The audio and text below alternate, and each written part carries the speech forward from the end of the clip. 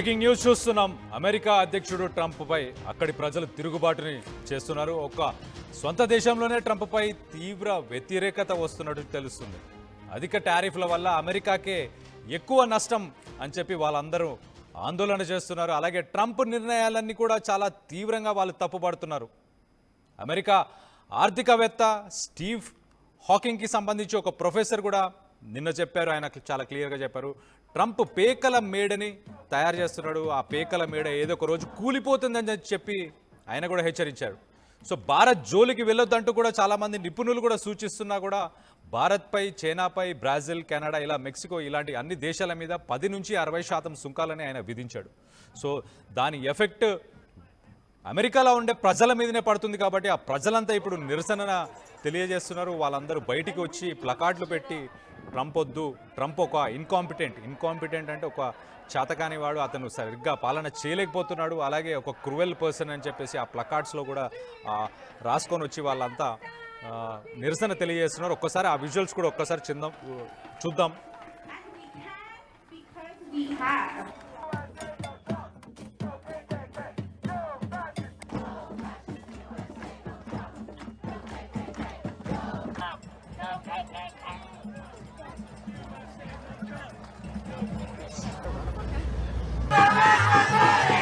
¡No somos criminales!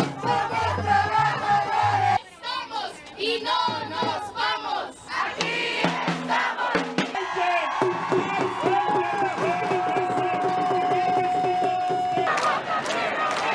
No fear.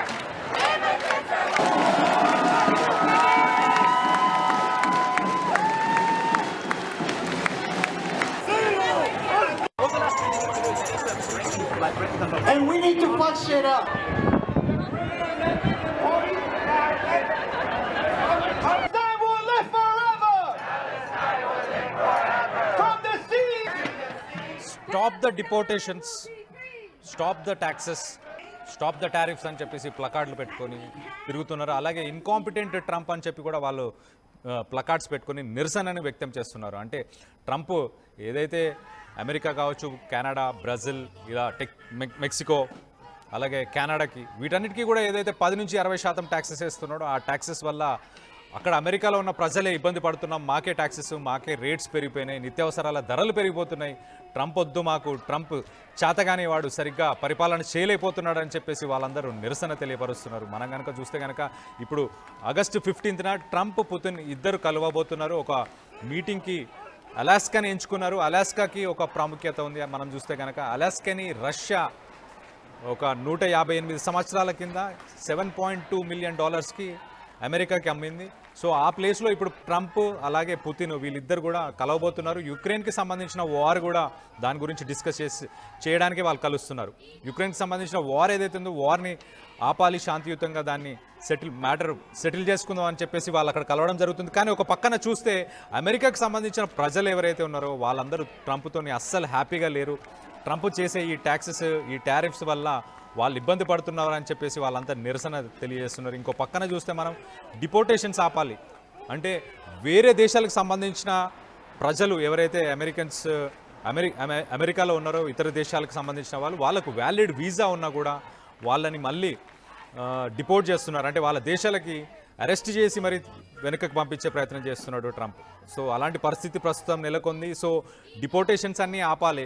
వేరే దేశాలకు సంబంధించిన ప్రజలు ఎవరైతే అక్కడ చదువుకునే వాళ్ళు ఉన్నారు, అలాగే మన రాష్ట్రాల నుంచి కూడా చదువుకునే వాళ్ళు ఉన్నారు, అక్కడ ఉద్యోగాలు చేసే వాళ్ళు కూడా ఉన్నారు, వాళ్ళకు వ్యాలిడ్ వీసా ఉన్న తర్వాత కూడా ఆ వీసాని ఉన్న తర్వాత కూడా వాళ్ళని జైల్లో వేస్తున్నారు. జైల్లో వేసి వాళ్ళని డిపోర్ట్ చేస్తున్నారు. రీసెంట్గా వెనిజువెలాకి సంబంధించిన కొంతమందిని కూడా డిపోర్ట్ చేశారు. అలాగే ఇప్పుడు కూడా చాలామందిని కూడా డిపోర్ట్ చేస్తున్నారు. కొంతమంది ఇప్పుడు ఇండియాకి వచ్చి మళ్ళీ రిటర్న్ వెళ్ళడానికి కూడా ఆలోచిస్తున్నారంటే అర్థం చేసుకోండి మీరు ఏ లెవెల్లో ట్రంప్ భయభ్రాంతులకు గురి చేస్తున్నాడు ప్రజల్ని. అక్కడ నిన్న మనం ధరల గురించి కూడా మాట్లాడుకున్నాం. చాలా ధరలు చూస్తే కనుక అక్కడ $7 ఉండేది $11 చేసేసారు. బట్టలు కానీ, వాల్మార్ట్లో కానీ ఆల్రెడీ గ్యాలన్ మీద ఫ్యూయల్ ఏదైతే ఉందో, పెట్రోల్ కానీ, డీజిల్ కానీ, గ్యాలన్కి 40 సెంట్స్ రేటు పెరిగిపోయింది ఆల్రెడీ. అలాగే వాళ్ళ జీడిపి రానున్న రోజుల్లో 0.4%, ఇప్పుడు ఆల్రెడీ 0.4%, -0.4% జీడిపి తగ్గుదల కూడా కనిపిస్తుంది. సో ఇలాంటి పరిస్థితులు ఎదుర్కొంటున్నారు ప్రస్తుతానికి అమెరికాలో ఉన్న ప్రజలంతా.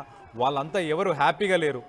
ఈవెన్ నిన్న మనం చేసిన వీడియోకి సంబంధించిన కొన్ని కాంటాక్ట్స్ కూడా వచ్చినాయి, కొన్ని కామెంట్స్ కూడా వచ్చినాయి. వాళ్ళు చాలా క్లియర్గా చెప్తున్నారు, పొరపాటున తప్పు చేశామా మేము ట్రంప్కి సపోర్ట్ చేసి ఇప్పుడు ఇలా ఇబ్బంది పెడుతున్నాడు అందరినీ అని చెప్పేసి మన తెలుగు వారు కూడా కొంతమంది కామెంట్ చేశారు.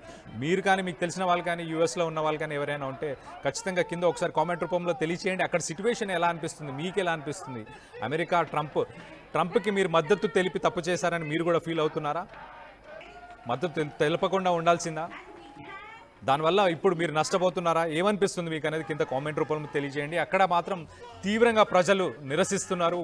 వైట్ హౌస్కి సంబంధించి ఆ వైట్ హౌస్ దగ్గరలోకి వచ్చి వాళ్ళంతా నిరసన తెలియజేస్తున్నారు. ట్రంప్ డిపోర్టేషన్స్ ఆపు, టారిఫ్స్ ఆపు, ట్యాక్సెస్ కూడా ఆపు, ఇవన్నీ వద్దు, దీనివల్ల మేమే ఇబ్బంది పడుతున్నాం అని చెప్పి చాలా క్లియర్. చూడండి, ఆ న్యూయార్క్ సెంటర్ అనుకుంటా అది మెయిన్ సెంటర్ అయి ఉండొచ్చు. అక్కడ కానీ వైట్ హౌస్ దగ్గర కానీ ఒక్కసారి ఆ విజువల్స్లో మళ్ళీ ఒకసారి చూద్దాం అసలు వాళ్ళు ఏం మాట్లాడుతున్నారు, ఏంటి, ఏమంటున్నారు అనేది కూడా.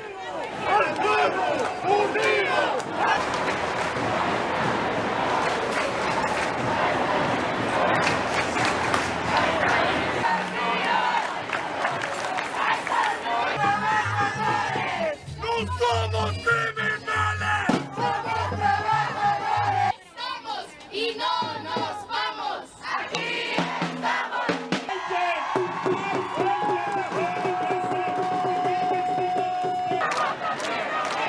No fear.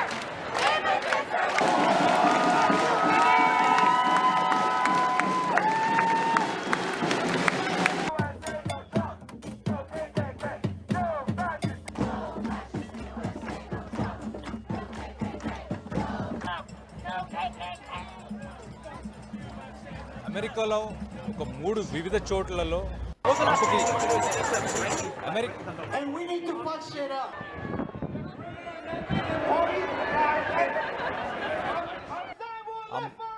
డిఫరెంట్ ప్లేసెస్, ఒకటి న్యూయార్క్లో ప్రొటెస్ట్ అవుతుంది, అలాగే కాలిఫోర్నియాలో కూడా ప్రొటెస్ట్ చేస్తున్నారు, టెక్సాస్లో కూడా ప్రొటెస్ట్ చేస్తున్నాడు. ఇలా 3 రాష్ట్రాలని చెప్పుకోవచ్చు యునైటెడ్ స్టేట్స్ ఆఫ్ అమెరికా. ఆ డిఫరెంట్ స్టేట్స్లో వీళ్ళు ప్రొటెస్ట్ చేస్తున్నారు. చూడండి, ఒక్క వైట్ హౌస్ దగ్గరే కాకుండా న్యూయార్క్లో చేస్తున్నారు, కాలిఫోర్నియాలో చేస్తున్నారు, టెక్సాస్లో కూడా చేస్తున్నారు. అందరూ ట్రంప్ పాలనని వాళ్ళందరూ నిరసిస్తున్నారు. అసలు డెమోక్రసీ కాదు. అక్కడ చూడండి, కాలిఫోర్నియాలో of democracy, cruel, incompetent, corrupt. Trump అనేవాడు ఒకరు రాక్షసుడు, అలాగే అతను చేతగాని వాడు, అలాగే కరప్ట్ అంటే లంచగొండి అని కూడా చెప్తున్నారు వాళ్ళు. సో ఇలా ప్లకార్డులు తీసుకొని న్యూయార్క్, కాలిఫోర్నియా, టెక్సాస్ ఒక్కొక్క దాంట్లో ఒకసారి చూడండి, ఆ విజువల్స్ చూడండి. పుతిన్ని ఇంటర్ రిలేట్ చేస్తున్నాడు.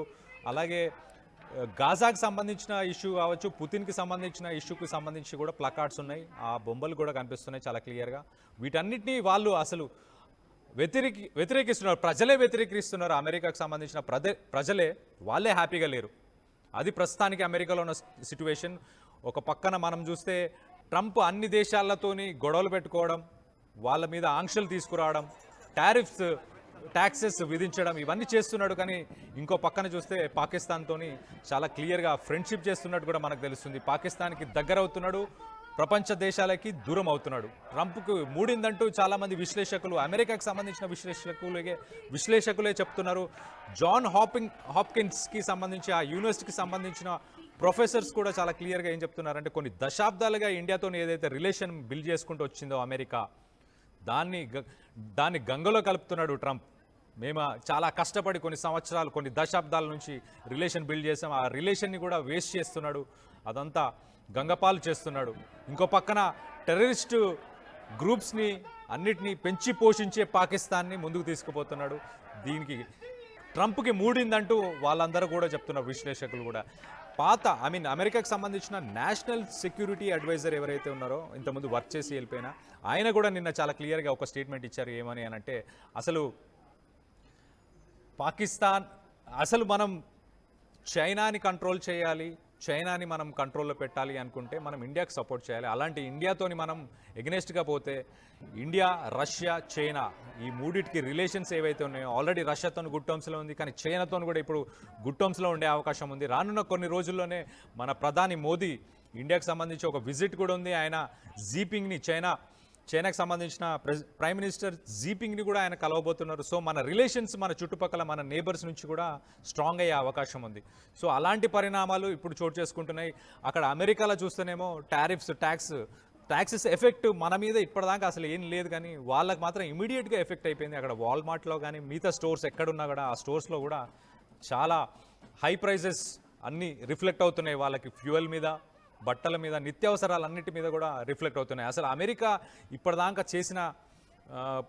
చేసిన కొన్ని విషయాల గురించి ఒక్కసారి మాట్లాడుకునే ప్రయత్నం చేద్దాం. 2022లో నాటో యాక్చువల్గా యుక్రెయిన్కి సంబంధించిన భూభాగంలో తన స్థావరాలని నిర్మించాలనుకుంది.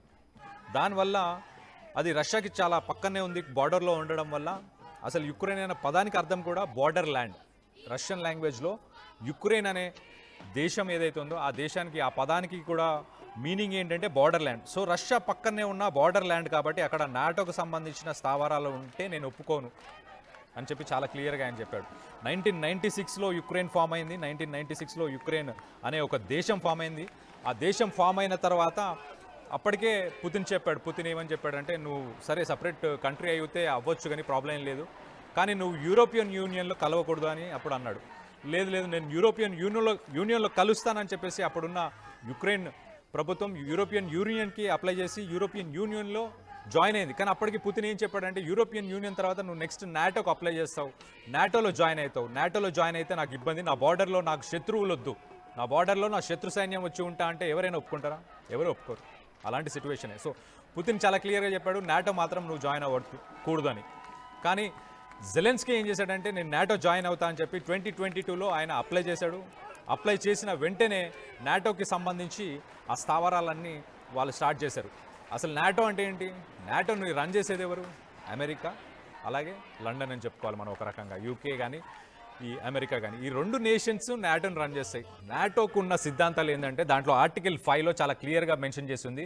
నాటోకు సంబంధించిన 31 దేశాలు ఉన్నాయి, నాటో ప్లస్ అని ఇంకొన్ని దేశాలు ఉన్నాయి. నాటోకు సంబంధించిన 30 దేశాల్లో వాళ్ళు కొట్టుకున్నా పర్లేదంట, కానీ బయట వాడు మూడో వాడు వచ్చాడు అనుకో, ఈ 30 దేశాలు వెళ్ళి వాడి మీద యుద్ధం చేయాలి. సో నాటోకి సంబంధించిన ఆర్టికల్ 5లో ఉన్న ఒప్పందం ప్రకారం, సో యుక్రెయిన్ పక్కనే, అంటే రష్యాకి పక్కనే యుక్రెయిన్లో ఆ స్థావరాలన్నీ ఉంటే పుతిన్ ఒప్పుకోలేదు. సో అప్పుడు వెంటనే నాటో ఏం చేసింది? నాటో సప్లై చేసింది వెంటనే, మీరు వార్కి వెళ్ళండి అని చెప్పి.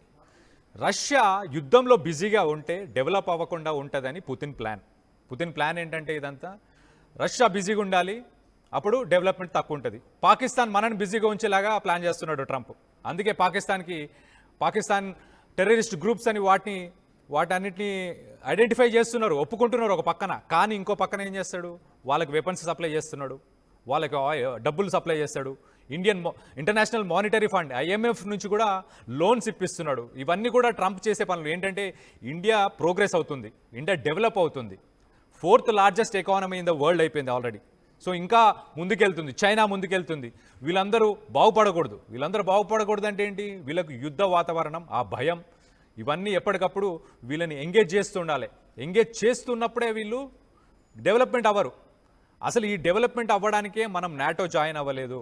అలాగని రష్యాకి సంబంధించిన వార్సో ప్యాక్ట్ అని ఒకటి ఉంటుంది, ఒకప్పుడు ఉండే. ఆ వార్సో ప్యాక్ట్ కూడా మనం జాయిన్ అవ్వలేదు. మనం న్యూట్రల్గా ఉందామని ఎందుకు అనుకున్నాము? మనం గ్రో అవ్వాలనుకుంటున్నాం. India as a country, developing country అని మనం చిన్నప్పటి నుంచి వింటూనే ఉన్నాం.